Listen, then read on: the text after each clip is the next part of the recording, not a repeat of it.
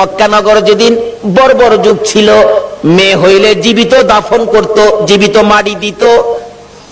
আমার নবী দুনিয়াতে আসার পর এই অবস্থা যখন চলতেছিল, নবীজির একজন সাহাবী, যে নাম দাহিয়া কালবি, নিজের হাতে 70 থেকে 72টা কন্যাকে জীবিত দাফন করেছে। 72টা মেয়েকে জীবিত দাফন করেছে। ও মা বোনেরা, তোমাদের শান, তোমাদের মান, তোমাদের ইজ্জত বাড়িয়েছে নবী মুহাম্মদুর রাসূলুল্লাহ। তোমরা তো এই নবীর পক্ষে আসতে রাজি হও না। আসো আগে বাড়তেছি। বলতেছিলাম তোমাদের শান ও মান কিভাবে বাড়াইছে। দাহিয়া কালবি 72টা সন্তান, 72টা মেয়ে আশপরশী সহ দাফন করেছে জীবিত। এখন তার নিজের বাচ্চা হবে, বিবির পেটে বাচ্চা, ব্যবসার উদ্দেশ্যে বাহিরে যাবে। বিবিকে বলে গেছে, বিবি যদি ছেলে হয় রাইখা দিবি সোনার প্যাকেট করে, আর যদি মেয়ে হয় গলা টিপে মারবি, না হয়তো ছুরি দিয়া জব করবি। চলে গেছে, আল্লাহর কুদরত মেয়ে হয়েছে। মেয়েটা এত সুন্দর, একবারে বাপের চেহারা, সেই জন্য দরদি মা মেয়েটার নাম রাখছে জামিলা। জামিলা শব্দের অর্থই হলো সুন্দর। 1 বছর 2 বছর 3 বছর 4 বছর বয়স হয়ে গেছে। দাহিয়া কালবি বাড়িতে আসছে।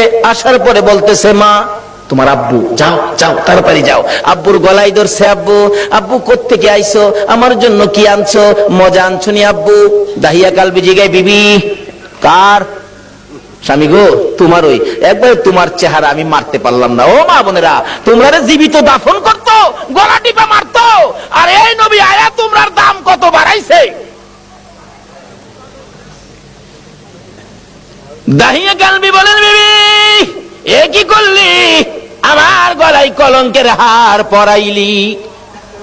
বিবি গো তোমার জামিলাকে গোসল করাইয়া দাও, ভালো কাপড় পরাইয়া দাও, তোমার জামিলাকে লইয়া আমি বেড়াইতে যাব। মা ভাবছে আমার জামিলার প্রতি বুঝি স্বামীর মায়া হয়ে গেছে, সন্তান হিসাবে বুঝি আর মারবে না, মায়া বুঝি হয়েছে। বাবা বাবা ডাক শুনে জামিলাকে গোসল করাইতে গেলে জামিলার মা বলেন, কেন জানি গো আমি জামিলার মাথায় পানি দিতে পারি না, আমার হাতে পানি উঠে না, আমি জামিলাকে গোসল করাইতে পারি না, আমার মন ভেঙে গেছে, আমি জামিলাকে কাপড় পরাইতে পারি না, আমার কলিজার মধ্যে দাও দাও করে আগুন জ্বলতেছে। বলুন, সন্তানের উপর যদি কোনো বিপদ আসে আগে খবর জানে কে? আর যদি কোন কে জানে? আজকে এই মা কি জিনিস, বাবা কি জিনিস আমরা চিনি না। বলতেছিলাম জামিলার মা কাপড় পরাই, চোখের পানি ছাড়ে। জামিলা জিজ্ঞেস করে, মা আমাকে কাপড় পরাও, তুমি কাঁদো কেন? জামিলার মা বলেন, রে সন্তান, আয় আমার দূরের মেয়ে, আমি যে তোমার কাপড় পরাই গোসল করাই, কেন জানি আমার কলিজার মধ্যে আগুন জ্বলতেছে, বুঝি না তোমার বাবা জানি কোন বেড়ানি বেড়া। সঙ্গী করে নিয়ে রওনা হলেন। মা পিছন থেকে ডাকতেছে, জামিলা রে, আমি মার বুক খালি করে যাইস না রে জামিলা, যতক্ষণ পর্যন্ত বাড়িতে ফিরে না আসবি আমি মা রাস্তাটার মধ্যে দাঁড়াইয়া থাকবো। দুঃখিনী মা রাস্তায় দাঁড়িয়ে আছে। ও মা বোনেরা, তোমরা কেন এই নবীর চিনো না? দাঁড়িয়ে আছে। একটু পর একটু সময় পার হয়ে যায়। জামিলাকে নিয়ে এক পাহাড়ের চিপায় চলে গেছে। দাহিয়া কালবি পাহাড়ের চিপায় যাইয়া জামিলাকে দাঁড় করাইয়া গর্ত করতেছে। গর্ত করতে করতে এই পরিমাণ গর্ত হয়ে যাওয়ার পর জামিলা জিগাই, বাবা গো এত কষ্ট করে গর্ত করতেছো কেন? তুমি না বেড়াইতে যাইবা? বাবা চলো না আমরা বেড়াইতে যাই। এই কথা বলতে দেরি নিষ্ঠুর পাষাণ দাহিয়া কালবি জামিলাকে ঘাড় ধরে গর্তের ভিতরে ফেলাইয়া বুকের উপর পাড়া দিয়া দাঁড়াইয়া বড় বড় পাথরগুলো বুকে মারতেছে। জামিলা এমন একটা চিৎকার মারে আল্লাহর আরশ পর্যন্ত কেঁপে ওঠে। আল্লাহু আকবার। জামিলা ডাকতেছে, বাবু কোন অপরাধে গো আমার বাবা আমারে মারে?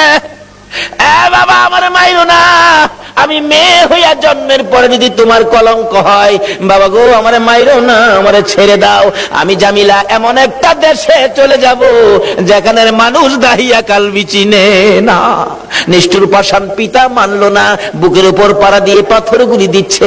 একটু পরে পরে মেয়েটা ডাকে, বাবা গো আমারে মাইরো না, শেষ নিঃশ্বাসটা যখন বাহির হয়ে যায়, বালু দিলেন, পাথর দিলেন, পাথর ফাইটা বালু ফাইটা শব্দটা বাহির হয়, বাবা গো আমারে মাইরো না। শেষ নিঃশ্বাস ত্যাগ করে বিদায় হয়ে গেলে দাহিয়া কালবি বলেন, আমি যত দূর যাই আমার কানের মধ্যে আওয়াজ আসে, সন্তান আমারে ডাকতেছে, বাবা গো আমারে মাইরো না।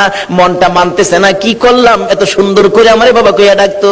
দৌড়া বিবির কাছে গিয়ে কাঁদতেছে, বিবি গো, ও বিবি আমার জামিলা কই গো বিবি। বিবি কান্দে, স্বামী আমার কলিজাটা কেন জানি ধাউ ধাউ করে আগুন জ্বলতেছে। বিবি গো, আমি তো তোর জামিলা রে জীবিত দাফন করে আসছি। বিবি কান্দে, স্বামী কি করলা? একটা দৌড় মারছে আমার নবীজির দরবারে, ইয়া রাসূলুল্লাহ আমি দাহিয়া কালবি অপরাধী আপনার কাছে আসছি। কি করেছো হুজুর? আমি 70 থেকে 72টা মেয়ে জীবিত কবর দিয়েছি, কিন্তু শেষ মেয়েটা আমার নিজের মেয়েটা ছিল, এত সুন্দর চেহারা ছিল হুজুর। আমার যখন বাবা কইয়া ডাকছে গো, এখন তো আমি ডাক আর বলতে পারি না হুজুর গো, এই অপরাধ কি আমি ক্ষমা পাবো? আমার নবী বলেন, দাহিয়া কালবি রে আয় আমার পাশে আয়, আমার হাতে হাতটা লাগাইয়া একবার কালিমা শরীফ পাঠ করে দে, আমি তোর পক্ষ থেকে আল্লাহর কাছে ক্ষমা চাবো, আমার আল্লাহ তোরে ক্ষমা করে দিব। আমার নবী ওই দিনের পর ঘোষণা করে দিলেন, আর কোন মেয়ে সন্তান মারা যাবে না, জীবিত কবর দেওয়া যাবে না। যার একটা মেয়ে হবে সে বেহেশতি হবে, যার 2টা মেয়ে হবে সে বেহেশতি হবে, যার 3টা মেয়ে হবে আমি রাসূলের সাথে বেহেশতি হবে। জোরে জোরে কোন সুবহানাল্লাহ। বলুন মেয়ের দাম বাড়াইছে কিনা আমার নবী? এখন মহিলারা এই নবীর পক্ষে আসা দরকার আছে কিনা? ও মা বোনেরা, যদি আমার নবীর পক্ষে আসতে পারো, দেখো না পুরস্কার